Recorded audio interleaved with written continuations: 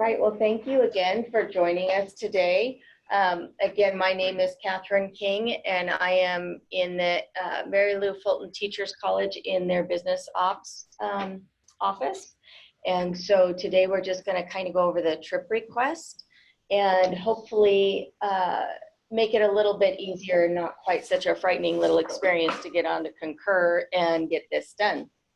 So this particular training, just so you know, it is aimed more at faculty and staff. With graduate students, there is a different training that's being done for them, okay? So a lot of the questions that we have with a trip request is, one, why is there a trip request? What is the process? And then there are just some common questions that we hear, and so we're gonna touch on that at the very end. So first of all, let's talk about why it's needed. So it's not just a matter of, oh, you work for ASU and you're just going to go out on a trip to a conference, or you're going to go visit a school in Africa. There's just a little bit more to that. This is business travel, so this is not personal travel. If I'm doing personal travel, I make my own budget, I make my own plans. I go when I want to, I return when I want to, and the IRS is not going to come back and audit me for my personal travel. However, when we do business travel, as soon as you are claiming those expenses and being reimbursed for them, now ASU and MLFTC, Mary Lou Fulton Teachers College, can be audited for all of the expenses that you have been repaid. So they want to make sure that all the documentation is in order, because we have to be able to handle those third-party auditors for up to 3, 5, 7, or 10 years. And then we also have internal auditors over in travel. So we want to make sure that everything's there.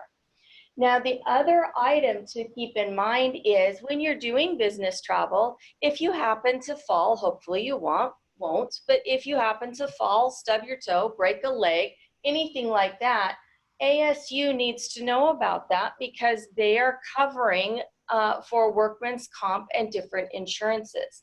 The other thing that we have experienced recently is some foreign travelers have apparently had their hotels surrounded by rioters, and so then we had to involve the State Department.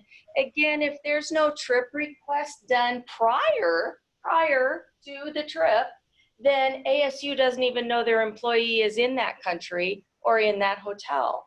So this is another aspect of why we do need to know with business travel where you're going, when you're going, and why you're going.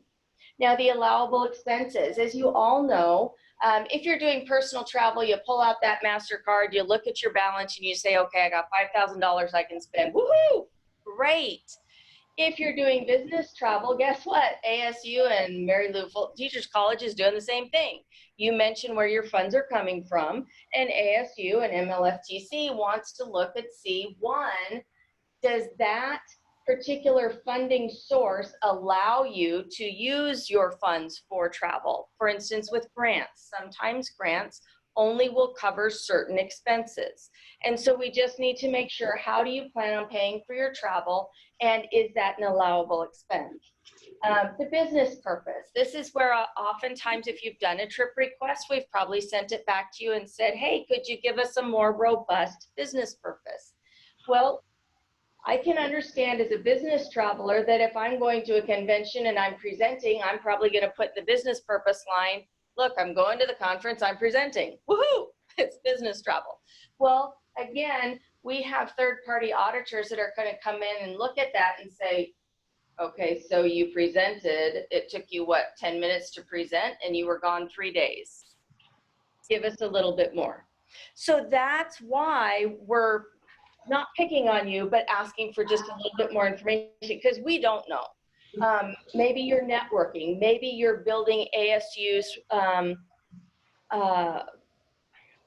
brand, thank you, in different areas. So you're pushing the Mary Lou Fulton Teachers College, different aspects of that. So whatever your business purpose is, figure if you've actually kept it to about 40 characters, you have not given us enough information, and we are going to send it back and ask for a more robust explanation. Again, not to pick on you, But because we do need to be able to hand that to an auditor for the next 3 to 5 years, we'd rather not contact you when you're on a golf course in 5 years and ask you what you were doing in October of 2019. I don't think you want to be bothered with that either. Now, funding verification, again, that's just a matter of making sure, similar to allowable expenses, is the money there? We've had people say, oh, we'll just use my discretionary funds. That's fantastic. We don't mind using your discretionary funds, but sometimes you've already spent your discretionary funds and you didn't realize it. And, you know, buying supplies or whatever. So we just need to make sure that what you think is there is actually there and that you're covered. Now, coverage actually refers to if your faculty, are your classes covered? If your students have a question, who are they going to reach out to? If you are staff, your department is probably sending you, but in the off chance that they're not, and this is something that you're seeking to help expand your own professionalism, then we do need to know that your work is covered while you're gone, that your desk is covered. And so that's what that references. So those are some of the different reasons why we do need the trip request. Now, when it comes to travel expenses, this actually was a headline on April 19th of this year. It was not Mary Lou Fulton Teachers College. Thank you that it wasn't. However, we also want to continue to just follow the policies and procedures in the trip request and trip expenses so that we don't end up in the headlines for misuse of travel expense funds.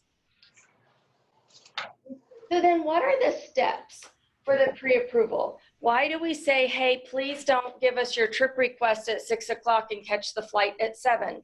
We can't get you approved that quickly. We would love to, but we can't, because there's so many people involved in the process of business travel. So pre-approval, that's pretty much just you going to your director, Sherman Dorn, or you're going to your own supervisor or the VP and you're saying, hey, may I go on this business trip? They're going to tell you that you're approved or not approved. You're going to go ahead and submit the trip request, and then we're going to review it. So the cost center managers are the people in the business operations office that are reviewing it, and then the approval. So we're going to give you the approval, but our approval doesn't matter. It has to go to the ATO. The ATO is going to give her approval, or she's going to send it back and ask for 1 or 2 more items. And that's where we just want to make sure that we're not sending it back so we can save everybody time and frustration and get these trip requests through. Now, when you're thinking about who's involved, well, of course, the traveler, that would be you that's traveling. And then, of course, your division director or your supervisor. So if you're faculty, it's probably going to be Sherman Dorn. If you are staff, it's going to be whoever your supervisor is. And you're just getting approval from them. I'll show you later what that looks like. It's a very simple email. You're saying, hey, I'm going to be gone. These are the dates. This is what I'm doing. Here's the business purpose. And this is the funding source that I would like. You're saying what your coverage is. And literally you're getting a 1-word back. If you use Sherman, he'll just write approved. If you're using if you're staff and you're using someone else, they might give you a full sentence rather than just approved, but that's all we need. Cost center managers, those are the ones that are kind of like the, think of it as when students come to ASU and they have an advisor for their particular degree program. So think of the cost center managers that way. We're here to help you. We're here to review what you've turned in, make sure nothing's missing. We'll reach out to you by email if there is anything missing to try and pull this together. As far as the authorized travel official, that's the ATO for Mary Lou Fulton Teachers College. That is Kim Rowe. And what Kim Rowe is doing is, again, if we're looking at it as like a student with ASU, she would be the enrollment board.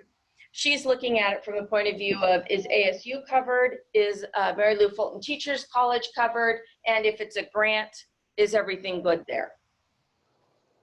If you're going to a high-risk destination, or if you plan on spending more than $5,000, then we have to include, so we're already up to 4 people in this process. We have to include the 5th one. That's going to be either the dean or the VP for approval of anything over $5,000 or approving your trip if you're going to go someplace where you could get killed. On the risk management side, that's also for high-risk destinations. So again, if you want to go someplace where they're having lots of riots, they're maybe kidnapping people, things like this, it's not a real warm, fuzzy space, you have to go through risk management office. If you are planning on traveling to one of these high-risk destinations and you give us 2 days, you probably are not going to be approved for your trip. That doesn't mean you can't choose to go on it, but it can mean that ASU is not going to cover it as a business travel. So that could affect your wallet.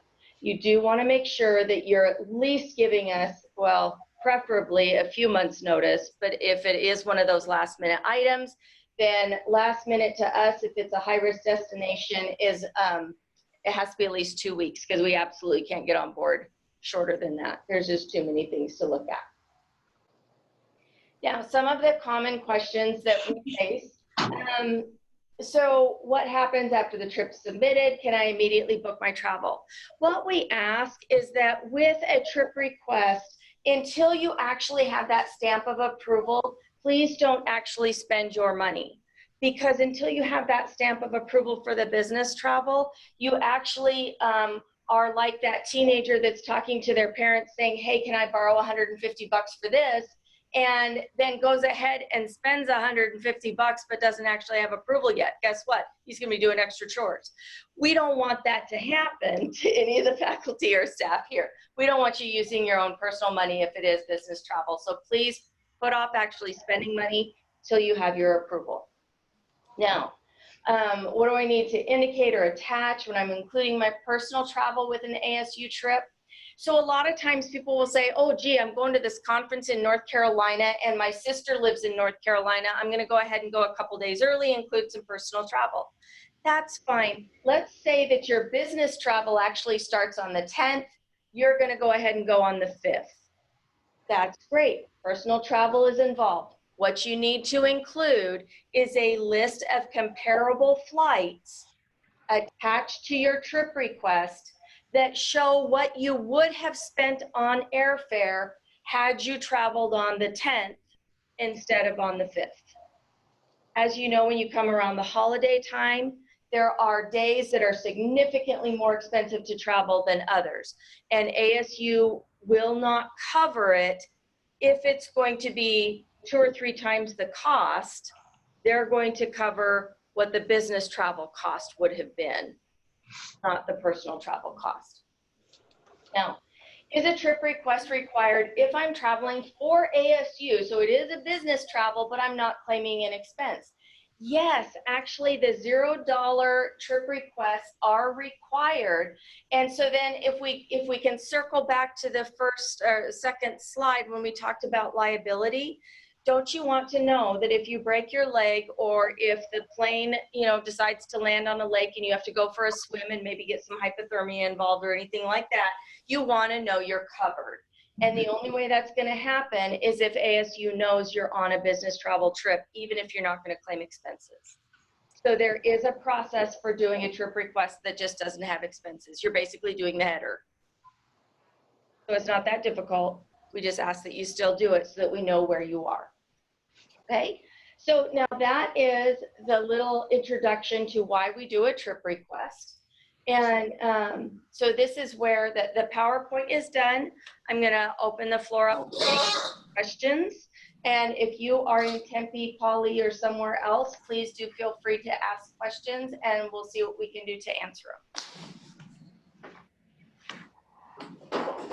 What's the radius on the no-cost business travel for it to be applicable where you're covered under ASU?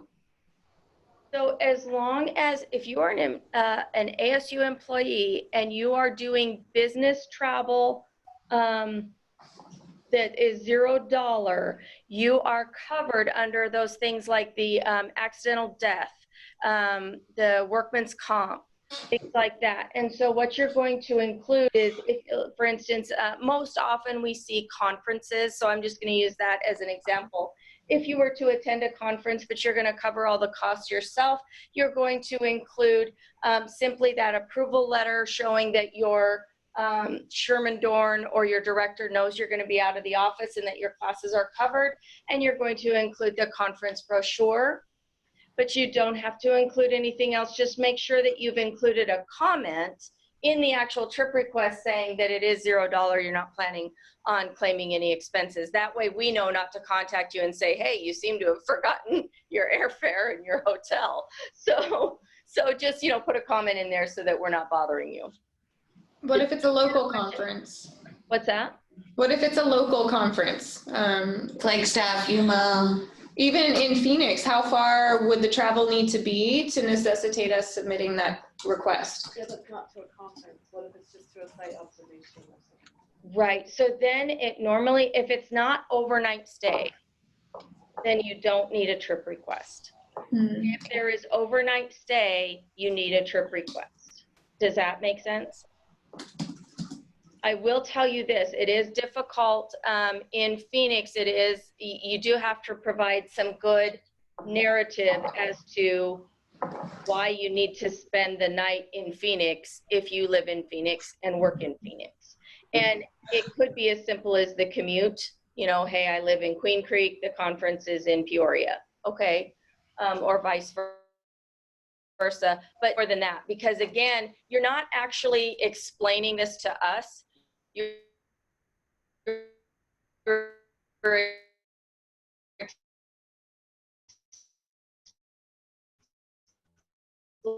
explaining it to Dan or when we send it back asking.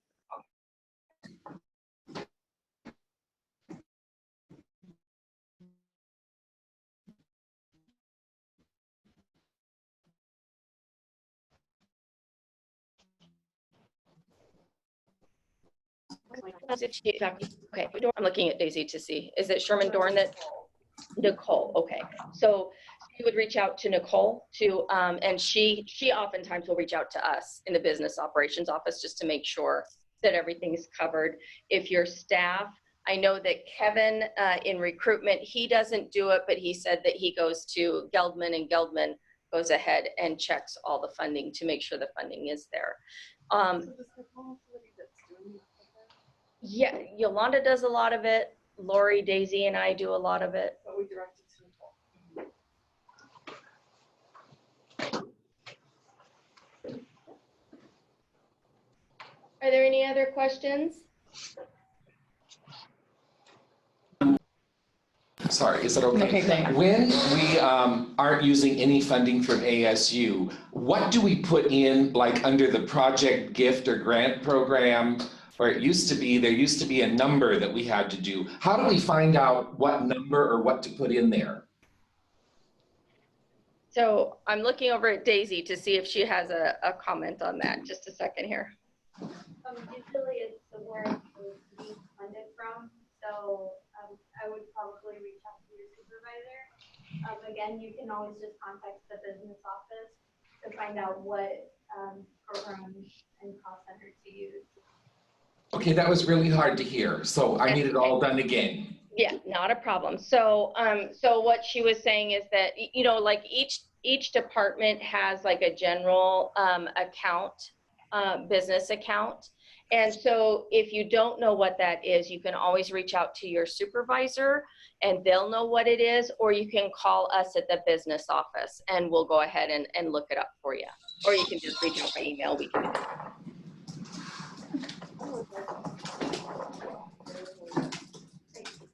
You're on West Campus. Where do you go? You go in that corner.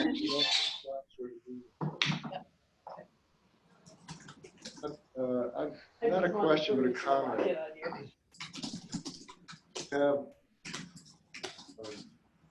Have things gotten better with respect to intuitive understanding, concur?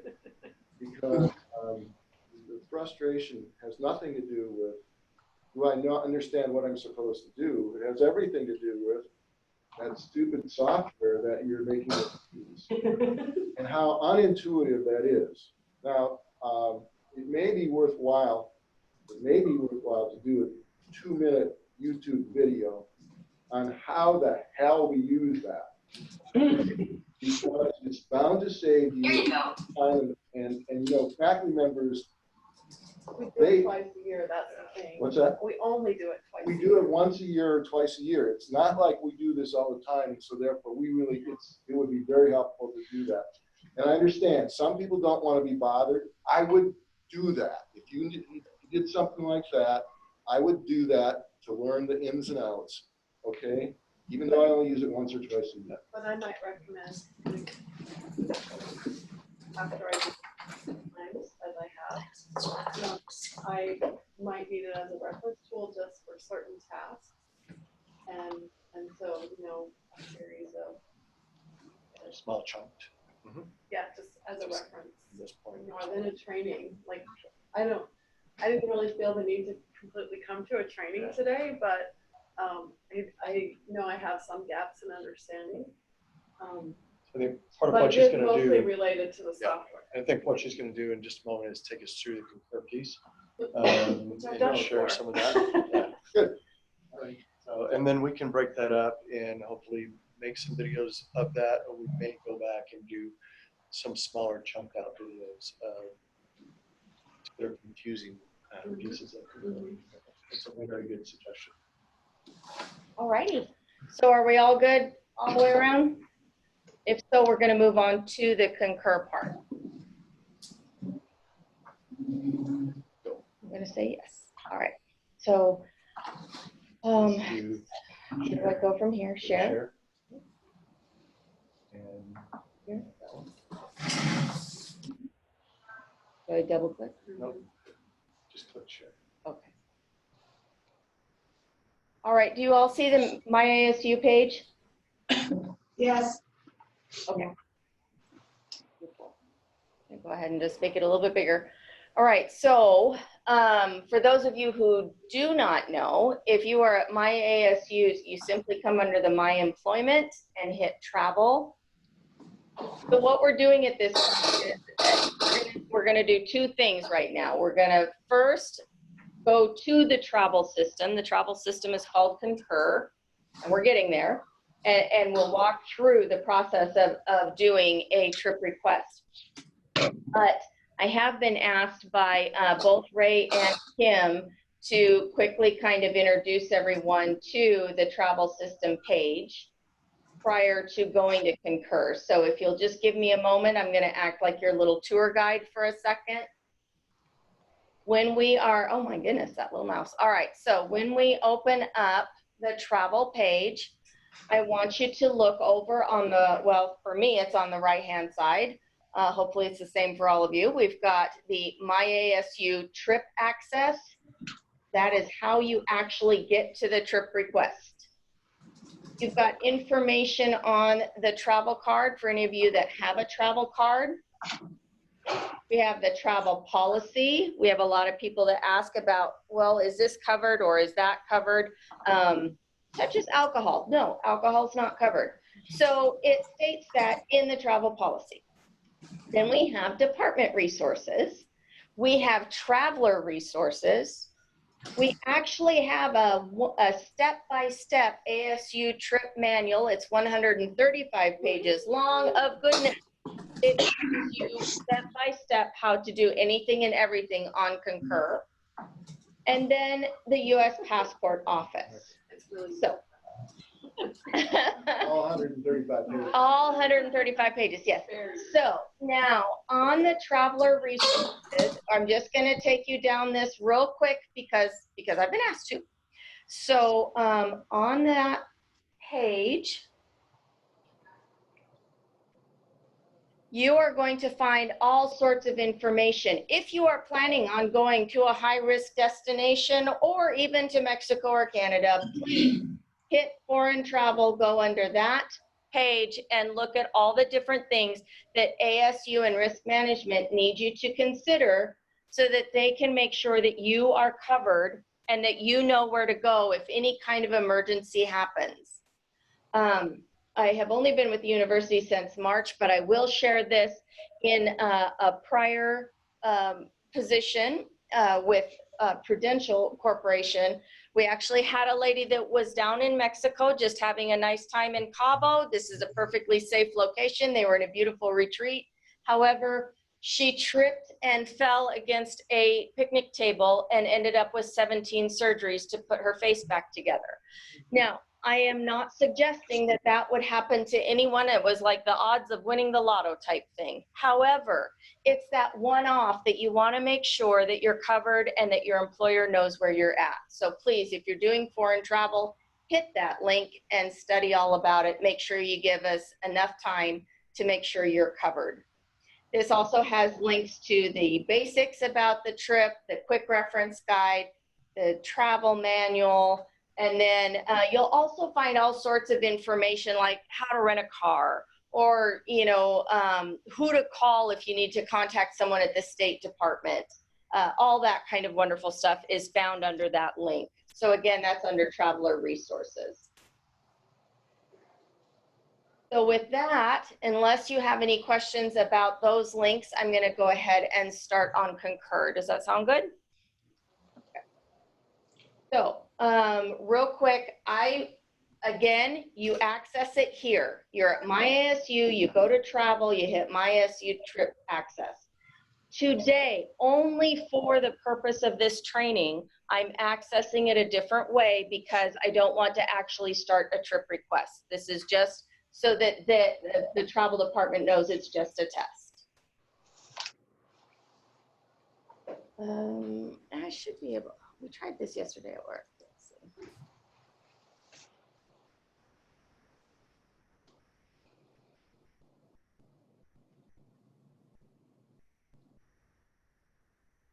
All right, does everyone see Hello Sparky and SAP Concur? Yes. Okay. When you initially hit that tab, so if we're back over at this tab and we hit the MySU Trip Access, you are going to be brought to Concur. Concur is a software, a third-party platform that many corporations use worldwide. The reason that the trip request portion is not as intuitive as you mentioned earlier, with like the trip expense portion, is because Concur wasn't originally designed with a full trip request process. ASU had them design it specifically for them. So it's not completely intuitive with the expense report, but it'll get you there. So today, again, just the trip request. I'm going to come up here to this black banner. I'm hitting request. And I'm going to go ahead and do a new request.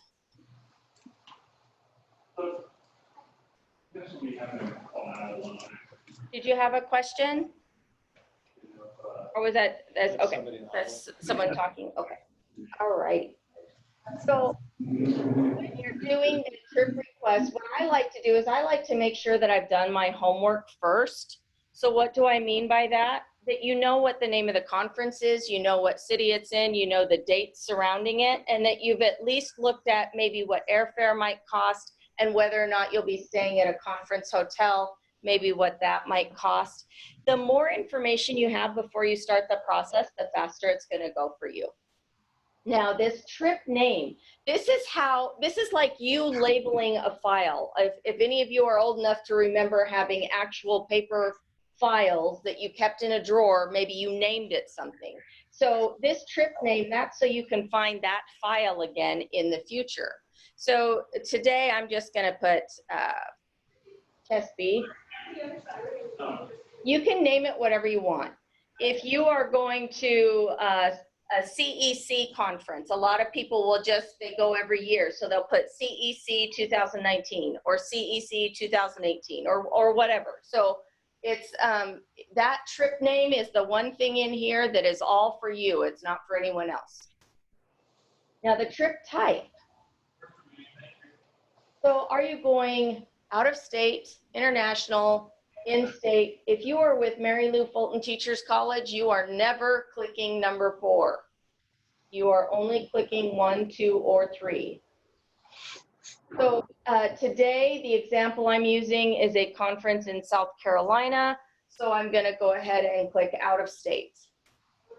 Now, as to the software, I want you guys to notice I'm actually, when I come over here, I'm using the drop down and I'm using the mouse to click.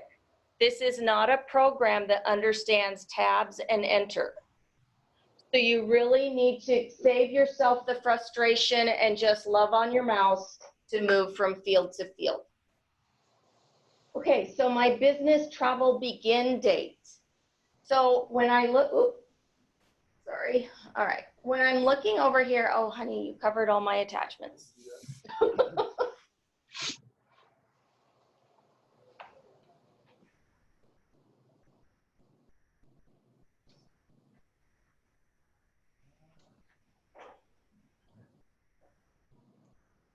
Just a moment, working through some technical difficulty. There we go.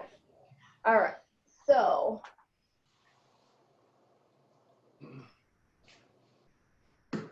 this is the particular example that I just picked when I was looking online. What's that? They need to share that. Oh,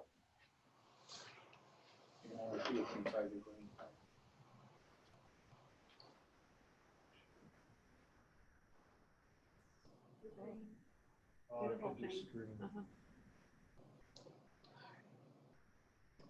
okay. Now do I have you all on board the 6th Global Service Learning Summit? Does everyone see that? You can see it. Good. Excellent. So when I'm looking at this, I'm looking at the fact that I've got the name of the conference, and I've got where it's at, and then I've got the dates. So with that information, I'm just going to go back over here to Concur. Is everyone back on the Concur trip request header? I'm going to assume yes, because I'm not hearing anyone. Okay, so the business travel date, the conference starts on the 3rd. Now this again is the trip request. And so I don't have to be exact here because I haven't actually bought my ticket yet, but what I'm gonna do is I'm gonna go ahead and select November 2nd, the day before the conference begins, just to make sure that if I need to play with flights some, I'm already covered. I got that all taken care of. I'm going to select as the travel end date. It ends on the 5th. I'm pretty sure I can grab a flight out that evening, so I'm going to go ahead and grab the 5th as the end of my business travel.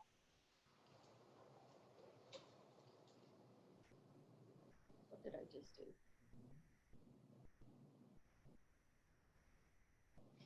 Oh, yes, Concur. And this is Concur, everyone. Isn't it awesome? I concur. Yes, it is. All right. And you can just easily move in and out. What a deal.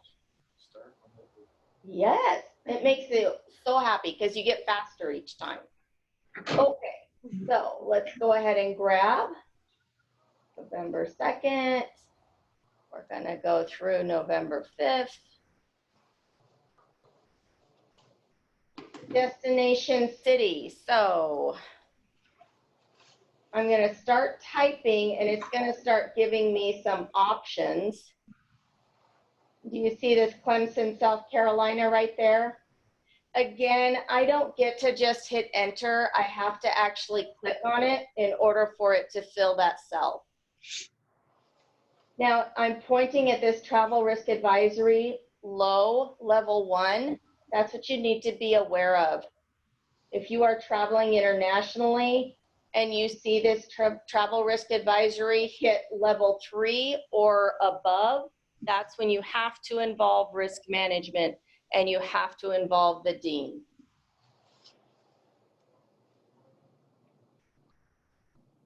When you get to this program, gift, grant, whichever way you're going to get your funding, I want you to notice that in Concur, it's asking you to fill the project number first, not the cost center.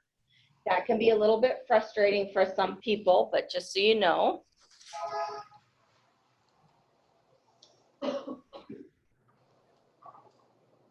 Is it not? Oh, it's on number lock.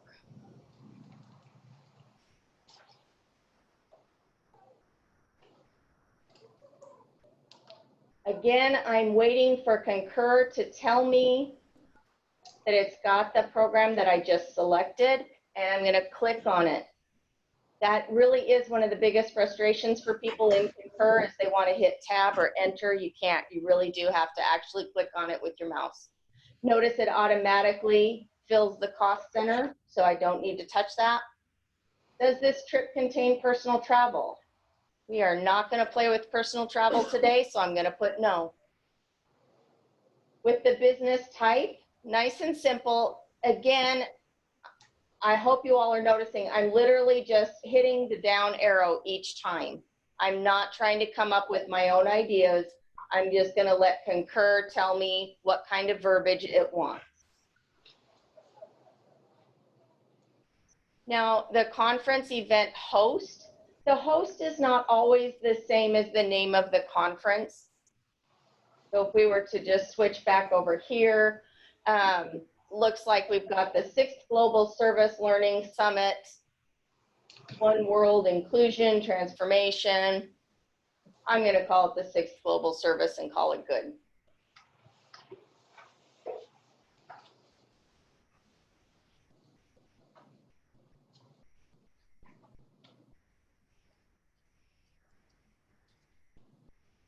This business purpose.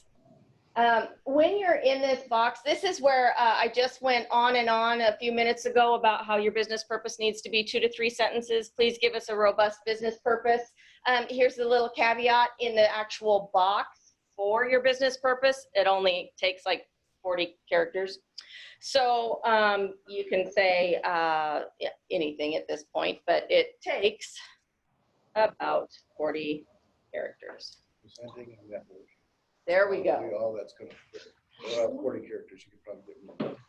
But so what we ask, we ask that here in the comment box that you actually expound there.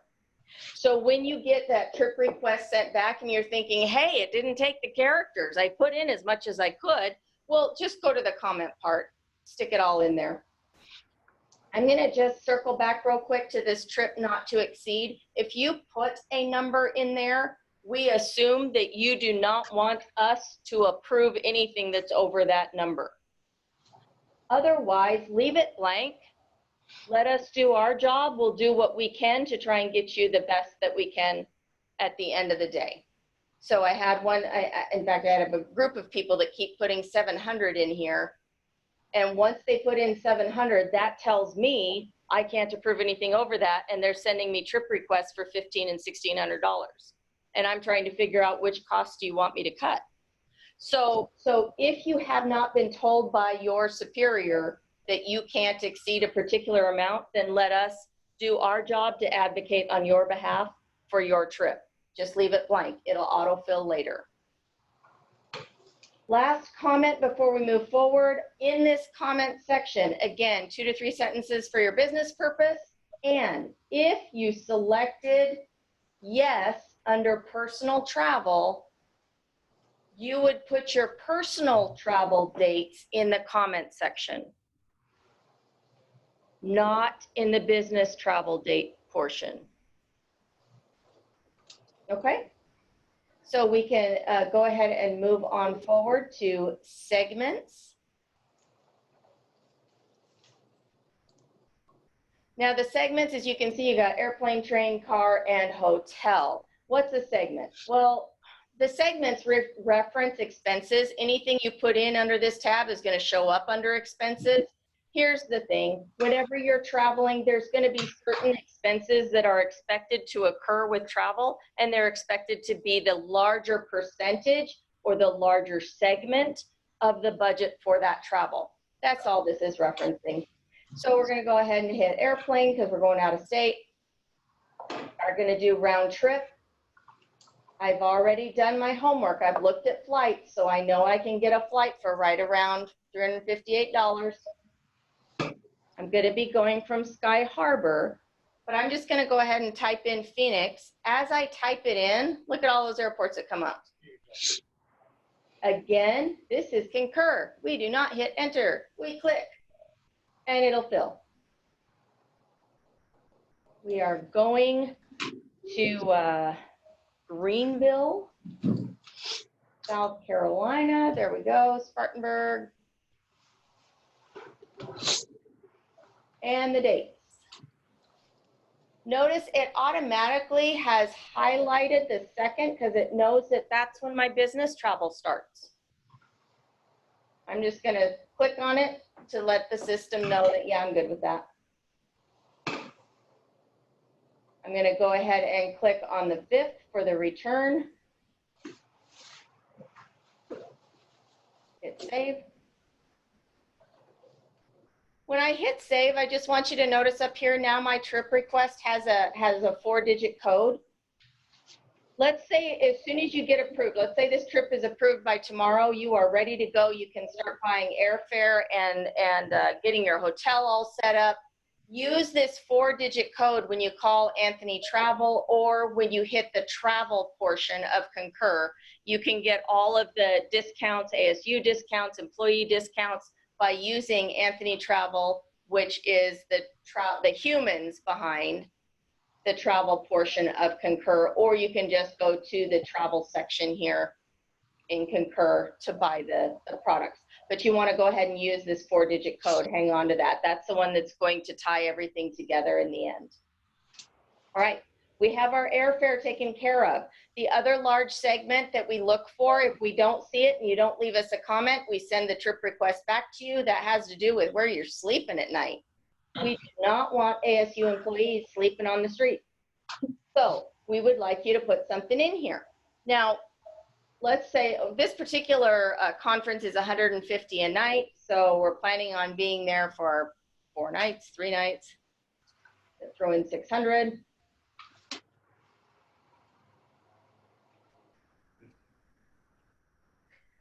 $150 a night. What conferences are you going to? Right. There we go. All right, it wants to know the dates again. We're going to start with the 2nd, estimated night. And I'm going to put it's a conference hotel. Now, what happens if you are staying at a conference hotel, but it's more than the per diem? That is going to be the only exception that ASU is going to have for going ahead and covering that cost that is more than the per diem cost. If you do not check conference hotel, then we have to just shoot it on down to the actual per diem amount. Now the checkout date, I'm going to go ahead and head home on the 5th. Down here is where I'm doing the per diem. What was that? You get booked into a conference hotel and then they push you out to an overflow. Yeah, overflow host. So the question was, if the conference hotel is booked and you have to use an overflow hotel, is that acceptable?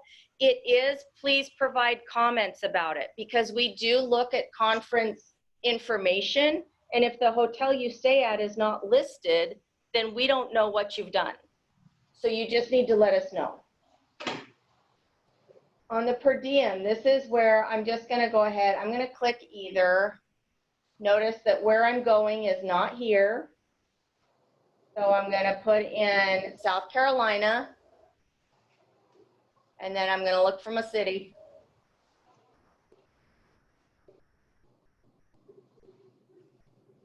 Not seeing it. I'm going to go ahead and grab Charleston. Obviously, I do not know South Carolina really well, but we're going to go with it for the purpose of the test. There we go. Now we've saved that. Here, I can allocate funds, I can delete my entry, or I can modify. So if you need to make any edits or revisions, you can always hit that.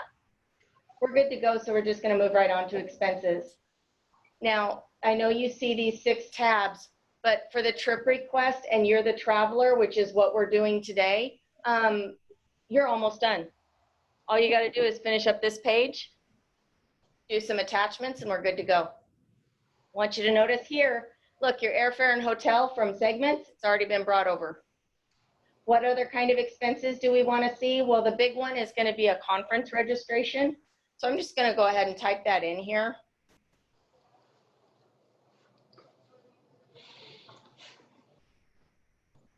And I can look down There's a conference registration.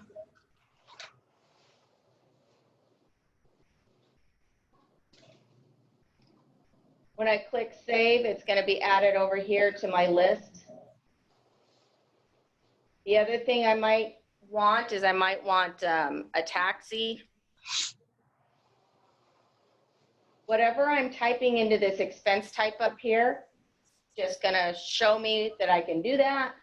And I'm just going to put in 50 bucks. I don't know what the taxi is going to cost, but at least I have something set aside for it. Are you going to park at the airport at Sky Harbor, or is someone going to drop you off? If you're going to park, you might want to include a reimbursement for parking.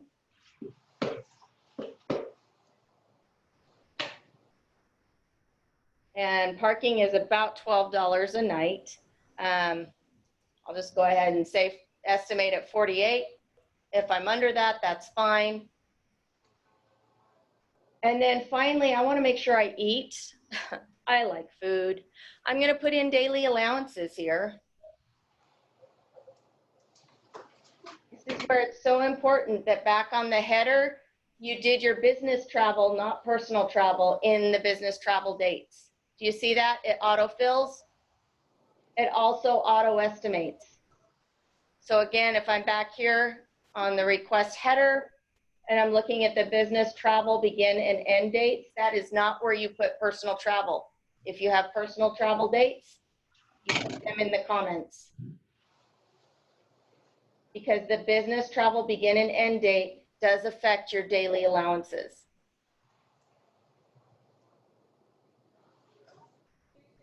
Okay, I don't think I saved daily allowances before I took off on that little squirrel trail, so put that in again.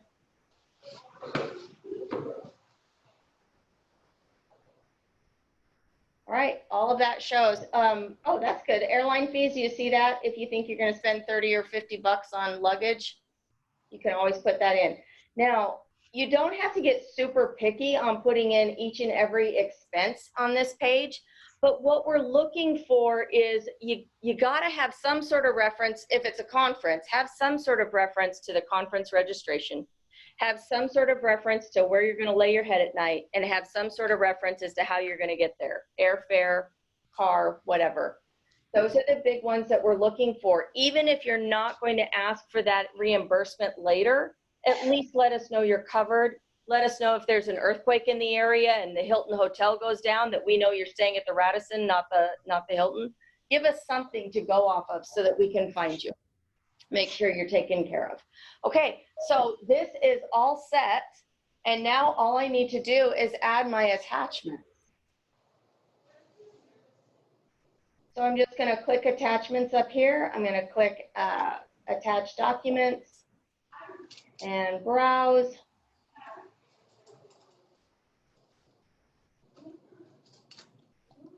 It's going to be here. Oh, right there. Thank you. All righty, so right here, Global Learning Conference, that's my brochure. So please understand, in the travel policy, it asks for a brochure. There was a day and time that some of you may not remember where actual trifolds were usually typed up for different kind of conferences. Now you just go to the website, you pull up the website, you right click it, and you save it to your desktop so you have that attachment.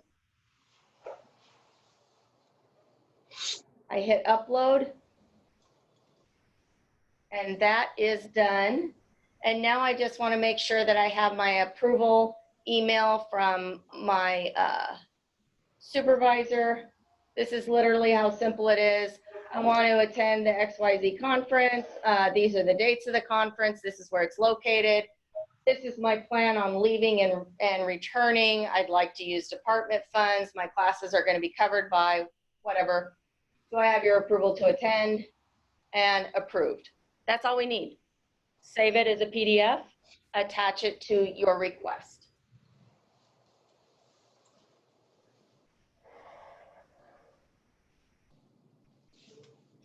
So here again, just browse,